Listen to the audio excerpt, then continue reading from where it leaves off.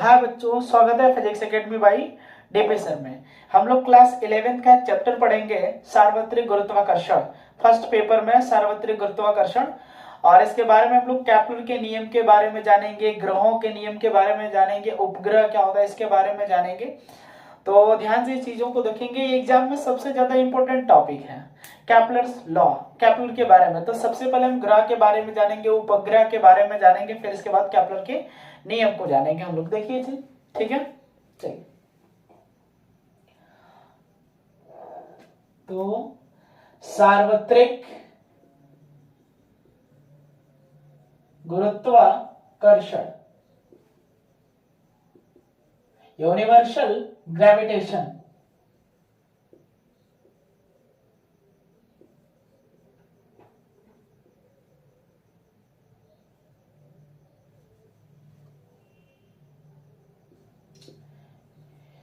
Universal. सबसे पहले सार्वत्रिक गुरुत्वाकर्षण के बारे में जानेंगे। तो जो सार्वत्रिक गुरुत्वाकर्षण है, सार्वत्रिक का मतलब होता है सब जगह, और ग्रेविटेशनल गुरुत्वाकर्षण का मतलब गुरुत्व की ओर आकर्षण। ठीक है, सार्वत्रिक शब्द लिखा है, सार्वत्रिक का मतलब होता है सब जगह।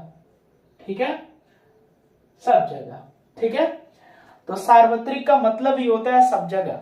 ठीक है, कहीं भी कोई ग्रह है या उपग्रह है या कहीं भी, ठीक है, कहीं भी चले जाए तो इसका मतलब किसी भी स्थान पर हम जा सकते हैं। ये सार्वत्रिक हमारा है। इसके बाद हम लोग इसमें सबसे पहली जो हेडिंग पढ़ेंगे वो प्लेनेट पढ़ेंगे। प्लेनेट का मतलब होता है ग्रह। ठीक है, तो जानना ये जरूरी है कि ग्रह क्या होता है। सूर्य के चारों ओर, ठीक है, जितने भी आकाशीय पिंड होते हैं, यदि वो गति कर रहे हैं तो उन्हें हम ग्रह बोलते हैं। सूर्य के चारों तरफ गति करने वाले आकाशीय पिंडों को क्या बोलते हैं? ग्रह कहते हैं। ठीक है, इसको मैं लिख देता हूं। सूर्य के चारों तरफ, सूर्य के चारों तरफ या सूर्य के परितः गति करने वाले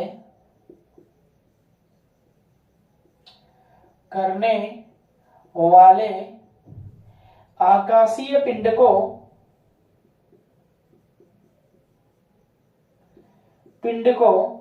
ग्रह कहते हैं। ये ग्रह होते हैं, ग्रह कहते हैं। ठीक है, जितने भी ग्रह सूर्य के चारों तरफ गति कर रहे हैं, यदि ये इस पॉइंट पर मान लेते हैं कि ये सन है, ठीक है, और ये इसका फोकस बिंदु है जिस पर यह स्थित है, तो इसके चारों तरफ जितने भी ग्रह गति कर रहे होंगे वह सब के सब आकाशीय पिंड जो है, अरे सब के सब जितने भी आकाशीय पिंड गति कर रहे होंगे वह सब के सब क्या कहलाते हैं? ग्रह कहलाते हैं। ठीक है, तो ये ग्रह हो गए जो आकाशीय पिंड सूर्य के चारों तरफ मूव कर रहे हैं, गति कर रहे हैं, जिनको हम क्या बोलते हैं? ग्रह बोलते हैं। सूर्य के सबसे नजदीक जो ग्रह होता है, जो आकाशीय पिंड होता है, उसे हम बोलते हैं बुध। ठीक है, तो ग्रह में सबसे पहले नंबर पर आता है बुध। बुध भी हमारा जो एक ग्रह है जो कि सूर्य के सबसे नजदीक है, बुध। बुध के बाद दूसरे नंबर पर जो ग्रह है वो ग्रह है शुक्र। शुक्र भी एक ग्रह है, ये शुक्र, और ये सूर्य से नजदीक तो नहीं है, सबसे नजदीक हमारा बुध है। बुध के बाद दूसरे नंबर पर कौन सा ग्रह पाया जाता है?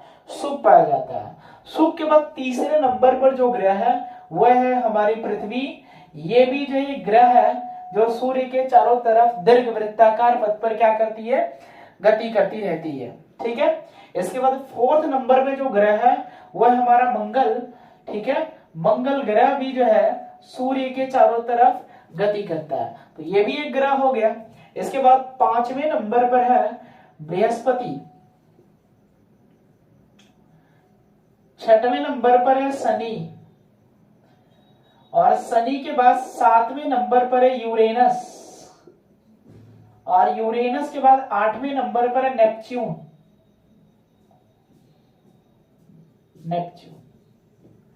और 9 नंबर पर है हमारा प्लूटो। ठीक है, फिलहाल में जो सूर्य के चारों तरफ जितने भी आकाशीय पिंड गति कर रहे हैं, फिलहाल में 8 ऐसे आकाशीय पिंड या 8 ऐसे ग्रह हैं जो सूर्य के चारों तरफ गति करते हैं, लेकिन 9 नंबर पर जो प्लूटो दिखाई दे रहा है, ये प्लूटो सूर्य से काफी दूर होने के वजह से जो है अब दिखाई नहीं देता, इसलिए इसको ग्रह की श्रेणी में नहीं रखा गया है, क्योंकि ये सूर्य से काफी दूर है और दूर होने के साथ साथ बहुत धीरे धीरे गति करता है। ये लगभग अपना ये एक पूरा चक्कर 248 वर्ष में पूरा करता है। तो इसको अब जो इसको हटा दिया गया, बहुत काफी दूर है इसलिए दिखाई नहीं देता है सूर्य से, किरणें भी नहीं पहुंच पाती है इसके पास, इसीलिए इसको ग्रह की श्रेणी से अब जो है नए पैटर्न की जो किताबें आ रही हैं उसमें हटा दिया गया। लेकिन पुराने पैटर्न की जितनी भी किताबें थी, ग्रह कितने थे? 9। अब इस समय जो ग्रह है वो कितने हैं? 8। ठीक है, बुध हो गया, शुक्र हो गया, पृथ्वी, मंगल, बृहस्पति, शनि, यूरेनस और नेपच्यून, ये हमारे सभी ग्रह हैं जो सूर्य के चारों तरफ गति करते रहते हैं। ठीक है, इसके बाद दूसरे नंबर पर हम लोग पढ़ेंगे उपग्रह। उपग्रह क्या होता है? इसको हम सैटेलाइट बोलते हैं। ठीक है, सैटेलाइट क्या होता है तो हम लोग सैटेलाइट के बारे में समझेंगे। चलिए, दूसरा हम लोग का जो पॉइंट है पढ़ने का वो उपग्रह है। उपग्रह, ठीक है, उपग्रह। उपग्रह का मतलब कि ऐसे आकाशीय पिंड जो ग्रहों के चारों तरफ चक्कर लगाते हैं या गति करते रहते हैं, उन्हें हम क्या बोलते हैं? उपग्रह या सैटेलाइट बोलते हैं। ठीक है, उपग्रह और सैटेलाइट दो तरीके के होते हैं, एक नेचुरल होता है जो प्राकृतिक रूप से पाया जाता है, और दूसरा जो कृत्रिम होता है, मानव द्वारा बनाया जाता है। ठीक है, तो मानव द्वारा भी बनाया गया ये भी जो है किसी भी ग्रह के कक्षाओं में जाकर उसके चारों तरफ चक्कर लगाता है तो उसे भी उपग्रह बोलते हैं। जैसे पृथ्वी की कक्षाओं में बहुत सारे ऐसे जो उपग्रह हैं जो मानव द्वारा बनाए गए हैं और छोड़े गए हैं, और पृथ्वी की कक्षाओं में उसी तरह से क्या करती है? गति करती रहते हैं। इसके बाद कृत्रिम उपग्रह तो हो गया। प्राकृतिक उपग्रह जिसे में चंद्रमा, पृथ्वी का एक उपग्रह है चंद्रमा, जो पृथ्वी के चारों तरफ गति करता रहता है। ठीक है, तो उसे हम उपग्रह बोलेंगे। ठीक है, तो उपग्रह का मतलब वे आकाशीय पिंड जो ग्रह के चारों तरफ चक्कर लगाते हैं,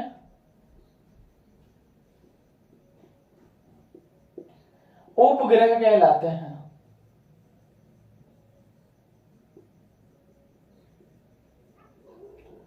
उपग्रह कहलाते हैं। ठीक है, जैसे में बुध का कोई उपग्रह नहीं है, ये इसका उपग्रह शून्य है, मतलब कि इसके चारों तरफ गति करने वाले कोई आकाशीय पिंड नहीं है, इसलिए इसका उपग्रह कितना है? 0। शुक्र का भी उपग्रह कितना है? 0 है। लेकिन पृथ्वी का एक उपग्रह है जिसको हम बोलते हैं चंद्रमा। चंद्रमा पृथ्वी के चारों ओर उसकी कक्षाओं में गति करता रहता है, इसलिए पृथ्वी का एक उपग्रह है जिसको हम लोग चंद्रमा नाम देते हैं। मंगल के 2 उपग्रह हैं। ठीक है, मंगल के 2 उपग्रह हैं। इसी तरह से बृहस्पति की कुछ किताबों में 63 उपग्रह दिए हैं, कुछ किताबों में अलग भी उपग्रह दिए हैं। फिलहाल जो पुरानी किताबें, जिसे नई पैटर्न की किताब है तो उसमें कुछ अलग दिया है, तो बृहस्पति के 63 उपग्रह हैं। कुछ कुछ नई किताबें होंगी जिसमें अलग दिया होगा, तो आप लोग इसको गलत मत समझिएगा कि सर गलत बता दिए। ठीक है, नई पैटर्न की जो भी किताबें जो आ रही है उसमें कुछ अलग भी दे सकता है। तो फिलहाल हम ये जान लेते हैं कि बृहस्पति के कितने उपग्रह हैं? 63 उपग्रह हैं। 63 के अलावा शनि भी जो एक ग्रह है, इसके भी चारों तरफ गति करने वाले उपग्रह हैं, जिसके जो है कितने हैं? 31। ठीक है, यूरेनस के 27 हैं और नेपच्यून के 13 या कभी कभी 14 दे देता है। ठीक है, और प्लूटो को हम हटा देते हैं, प्लूटो का कोई उपग्रह नहीं है। ठीक है, तो ये प्लूटो समझेंगे कि कैप्लर का नियम रियल में क्या होता है, इन्होंने अपने नियम में क्या बताए हुए हैं। तो सार्वत्रिक गुरुत्वाकर्षण नियम के आधार पर कैप्लर ने जो है 3 नियम दिए हुए हैं, और तीनों ही बड़े जो है फेमस नियम है कैप्लर के। ठीक है, तो कैप्लर के तीनों नियम को हम लोग थोड़ा सा देखेंगे ध्यान से। कैप्लर के नियम, तो गुरुत्वाकर्षण संबंधी किसके नियम को पढ़ना है? कैप्लर के नियम को पढ़ना है। गुरुत्वाकर्षण संबंधी कैप्लर के नियम।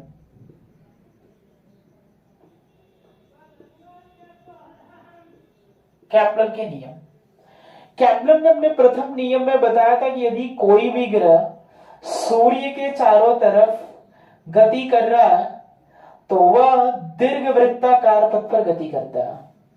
यदि कोई भी ग्रह सूर्य के चारों तरफ गति कर रहा है तो वह जो है दीर्घवृत्ताकार पथ पर गति करता है और सूर्य दीर्घवृत्त के किसी एक फोकस बिंदु पर स्थित होता है। ठीक है, मतलब केपलर के नियमानुसार सूर्य गति नहीं कर रहा है, गति कौन कर रहा है? ग्रह गति कर रहे हैं। लेकिन केपलर के नियम से पहले जो नियम बनाए गए थे उस नियम में यह बताया गया था कि सूर्य भी गति करता है। ठीक है, जब केपलर ने इस संबंध में नियम बनाया और रिसर्च इस पर किए तो रिसर्च करने के बाद केपलर को यह पता चला कि सूर्य गति नहीं कर रहा है बल्कि उसके चारों तरफ दीर्घवृत्ताकार पथ पर जो है ग्रह गति कर रहा है। ठीक है, सूर्य दीर्घवृत्त के किसी एक फोकस बिंदु पर क्या है? स्थित है। तो केपलर ने अपना पहला नियम वहीं से दिया है कि कोई भी ग्रह सूर्य के परितः दीर्घवृत्ताकार पथ पर गति करता है तथा सूर्य दीर्घवृत्त के किसी एक फोकस बिंदु पर स्थित होता है। ठीक है, पहला नियम है कि ग्रह सूर्य के चारों तरफ दीर्घवृत्ताकार पथ पर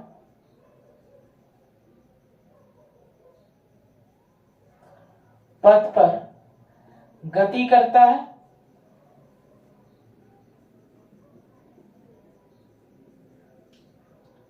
तथा सूर्य दीर्घवृत्त के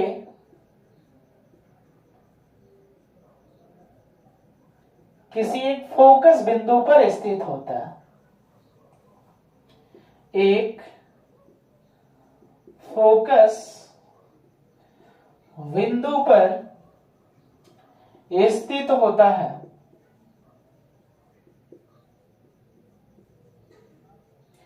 ठीक है, सूर्य दीर्घवृत्त के किसी एक फोकस बिंदु पर स्थित होता है।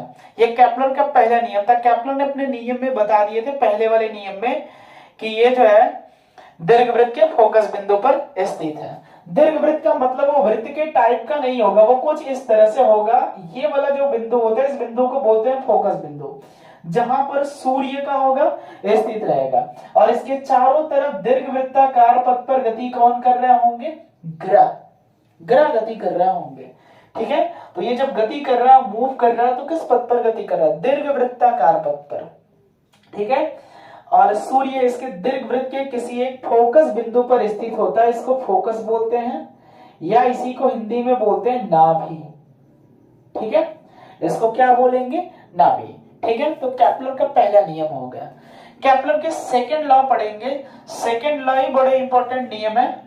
सेकंड लॉ को थोड़ा सा हम लोग देखेंगे ध्यान से। केपलर का दूसरा नियम, इसको मैं मिटाता हूं और केपलर के दूसरे नियम को बताते हैं। बहुत ही मजेदार नियम है केपलर का सेकंड नियम। तो द्वितीय नियम,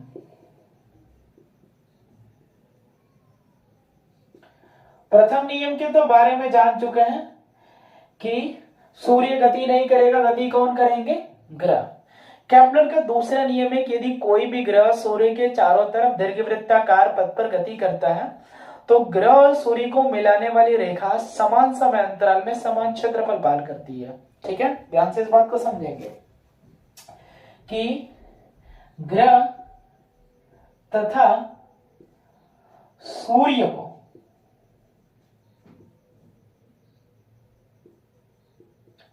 मिलाने वाली रेखा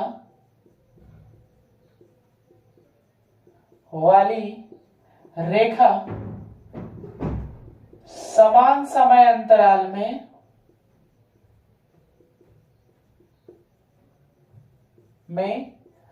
समान क्षेत्रफल पार करती है। समान क्षेत्रफल पार करती है, अर्थात ग्रहों के क्षेत्रफलीय चाल नियत होते हैं। ग्रहों के क्षेत्रफलीय चाल नियत होते हैं, अब नियत कैसे होते हैं इसको थोड़ा सा प्रूफ करेंगे, थोड़ा समझेंगे। ठीक है, हमने तो ये बता दिया कि ग्रह और सूर्य को मिलाने वाली रेखा समान समय अंतराल में समान क्षेत्रफल पार करती है, अर्थात ग्रहों के जो क्षेत्रफलीय चाल होते हैं वो नियत होते हैं, फिक्स होते हैं। तो कैसे फिक्स होते हैं इस बात को थोड़ा सा समझेंगे दीर्घवृत्त वाले में। तो हमने मान लिया कि एक दीर्घवृत्त है और इस दीर्घवृत्त के किसी एक फोकस बिंदु पर कौन स्थित होगा? सूर्य। ठीक है, और हम मान लेते हैं कोई ग्रह है यहाँ पर और एक ग्रह जो है बिंदु ए से गति कर बिंदु बी पर पहुंच रहा है। ठीक है, बिंदु बी हम कहीं भी ले सकते हैं, इस वाले पॉइंट पर भी ले सकते हैं, तो ये हमारा बिंदु बी हो गया। अब ग्रह और सूर्य को मिलाने वाली रेखा, हमने ग्रह और सूर्य को मिला दिया इस तरह से। ठीक है, इसके बाद बी के बाद ये मान लेते हैं कि इधर जो है सूर्य जो है बहुत ग्रह के करीब होगा, तो एक पॉइंट हमने यहाँ ले लिया सी और एक पॉइंट हम यहाँ लेते हैं डी, इसको भी मिला देते हैं इस वाले पॉइंट से, तो ये सी और डी हो गया। तो दोनों को मिला दिए। ग्रह और सूर्य को मिलाने वाली रेखा ये समान समय अंतराल में समान क्षेत्रफल पार करती है, ऐसा केपलर का कौन नियम कहता है? दूसरा नियम, सेकेंड लॉ ऑफ केपलर में समान समय अंतराल में समान क्षेत्रफल पार करती है, अर्थात ग्रहों के क्षेत्रफलीय चाल नियत होते हैं dA upon dt is equal to नियत, फिक्स है। लेकिन फिक्स कैसे होगा इसको थोड़ा सा हम लोग समझेंगे। ये पॉइंट ए है तो ये पॉइंट कौन सा है हमारा? बी है। यहां से यहां तक का जो डिस्टेंस है उस डिस्टेंस को हम कितना मान लेते हैं? आर मान लेते हैं लगभग लगभग। ये भी डिस्टेंस हमारा नियर अबाउट लगभग लगभग हम आर ही मानकर चलेंगे। केपलर ने अपने प्रूफ वाले नियम में जो है उन्होंने क्या माना था? आर ही माना था, नियर अबाउट लगभग लगभग। एग्जैक्ट बराबर नहीं होंगे लेकिन नियर अबाउट लगभग लगभग क्या होंगे? ये बराबर होंगे। ठीक है, अब इसमें हम एक नाम दे देते हैं, इसका कोई भी नाम। चलो ये वाले पॉइंट जो है यस है, यस का मतलब सन है, यस। ठीक है, मतलब ग्रहों के क्षेत्रफलीय चाल हमको सिद्ध करना है कि नियत होते हैं D upon D T is equal to constant, DA upon D T is equal to constant, नियतांक। ठीक है, ये प्रूफ करना है हमें। चलिए, हमें इसमें कुछ दिखाई दे रहा है, कोई ना कोई त्रिभुज दिखाई दे रहा होगा यहां पर। त्रिभुज के अलावा यहां पर जो है ये वाले पॉइंट पर जो ग्रह चल रहा होगा, ग्रह का मान लेते हैं वेलोसिटी कितनी है? v है, और a से b पर जाने के लिए डेल्टा t समय ले रहा है, तो यहां से यहां तक भी आने में डेल्टा t समय लेगा, क्योंकि समान समय अंतराल लेंगे, समान समय अंतराल दोनों में। ठीक है, तो समान समय अंतराल ले रहा है, तो इस वाले पॉइंट से इस वाले पॉइंट पर जा रहा है, तो हम लिख सकते हैं चाल बराबर क्या होता है? सूत्र दूरी बटा में समय। ठीक है, और दूरी बराबर सूत्र कितना होता है? दूरी बराबर चाल गुणे समय। तो दूरी हमारी बिंदु ए से कहां पर जा रही है? बी, तो ए भी एक तरह से डिस्टेंस हो गई, और दूरी बराबर सूत्र हम लिख लेंगे चाल गुणे समय। चाल किस वेग से चल रही है? v से, और समय कितना लिए? डेल्टा t लिए। जो काम हमने यहां किया वही काम c और d के लिए करेंगे, तो वही चीज मिलेगा हमें, सी डी बराबर v इंटू डेल्टा t। ठीक है, चलिए अब हमें एक त्रिभुज दिखाई दे रहा है, त्रिभुज ए एस और बी। त्रिभुज ए एस बी में, इस त्रिभुज ASB में थोड़ा सा ध्यान से देखेंगे कि हमें जो है ये जो लाइन दिखाई दे रही है यहां पर AB, ये AB लाइन कर्व पॉइंट में दिखाई दे रही है, लेकिन ये इतने करीब होते हैं कि नियर अबाउट लगभग लगभग जो है एक दूसरे के एकदम सीधी दिखाई देगी। वो जैसे में हमने कोई पॉइंट यहां ले रखा है और एक बिंदु यहां पर है और एक बिंदु यहां पर है, A है और ये B है, ये कितना कर्व है ये पता ही नहीं चलेगा कि ये कर्व है कि नहीं है। लगभग लगभग नियर अबाउट कितने डिग्री का होंगे? ये 90 डिग्री का होंगे, मतलब कि जो समकोण त्रिभुज वहां पर बन रहा होगा। तो हम लिख सकते हैं त्रिभुज ASB में इस त्रिभुज का क्षेत्रफल निकालेंगे। ठीक है, तो त्रिभुज का क्षेत्रफल लिख सकते हैं हम यहां पर, अतः त्रिभुज का क्षेत्रफल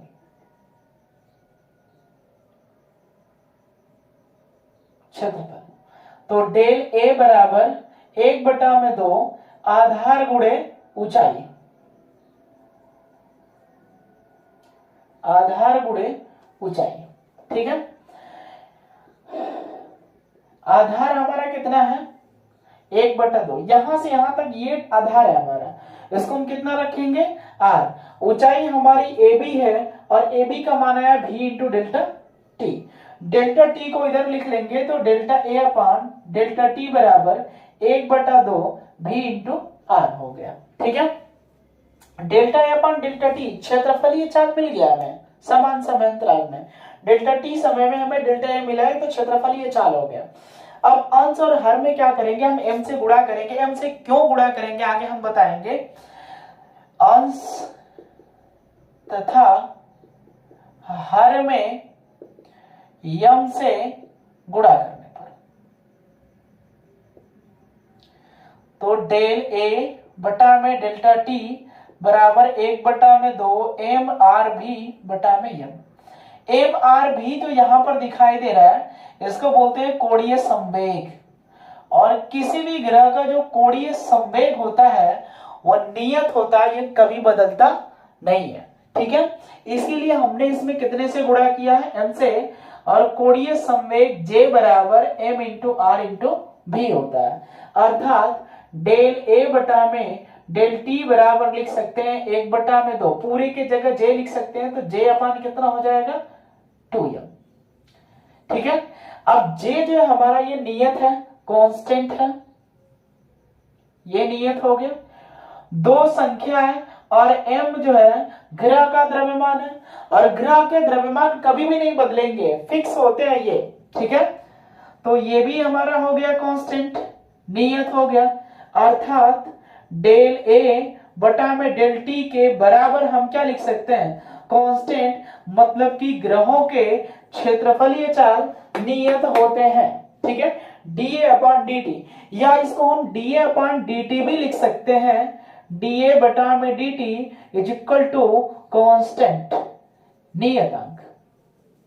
ठीक है, मतलब ग्रहों के क्षेत्रफलीय चाल नियत होते हैं, तो इसीलिए किसी भी ग्रह को सूर्य से मिलाने वाली रेखा समान समय अंतराल में समान क्षेत्रफल पार करती है, अर्थात ग्रहों के क्षेत्रफलीय चाल नियत होते हैं। इसके अलावा थोड़ा सा और भी पॉइंट इसमें हम लोग जानेंगे अलग से पूछ कि जब ग्रह सूर्य से दूर होगा तो उसकी वेलोसिटी क्या होगी, और जब ग्रह सूर्य के करीब होगा तो उसकी वेलोसिटी क्या होगी। जो काम हमने बिंदु ए से बी के लिए किया है वही काम हम बिंदु सी से और डी के लिए करेंगे। तो हम यहाँ पर लिख सकते हैं इस पॉइंट को, मैं कहीं इसे मिटा देता हूं, फिर स्क्रीनशॉट इसको ले लेंगे, इसको मिटा देते हैं हम। ठीक है, रोककर चलिए, मैं इसको यहां से मिटा दिया हूं। अब यही पॉइंट हम सी और डी के लिए करेंगे, तो हम लिख सकते हैं ग्रहों के क्षेत्रफल ये समान समय अंतराल में लिख सकते हैं, अतः डेल्टा ए बटा में डेल्टा टी, ये किसके लिए है, ए बी के लिए। और इधर हम चले जाएंगे तो ये सी डी के लिए, तो हम लिख सकते हैं डेल्टा ए बटा में delta T into C D लिख सकते हैं। ये सी डी के लिए हम कर रहे हैं, दोनों इक्वल हो, क्योंकि दोनों के क्षेत्रफलीय चाल क्या होते हैं, नियत होंगे, और जब क्षेत्रफलीय चाल नियत होंगे तो हम दोनों को इक्वल करें, क्योंकि दोनों का मान भाई ये कांस्टेंट है। इसका अभी हम लोग फार्मूला पढ़े 1/2 आर इंटू भी, ये ए बी हम लिख देते हैं इसको।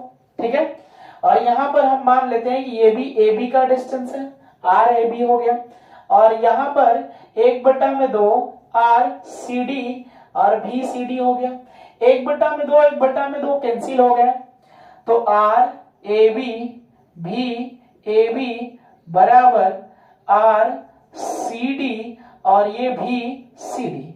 हम यहाँ पर भी को एक तरफ कर सकते हैं, आर को एक तरफ कर सकते हैं, तो भी ए बी बटा में भी सी डी बराबर आर सी डी बटा में आर ए बी।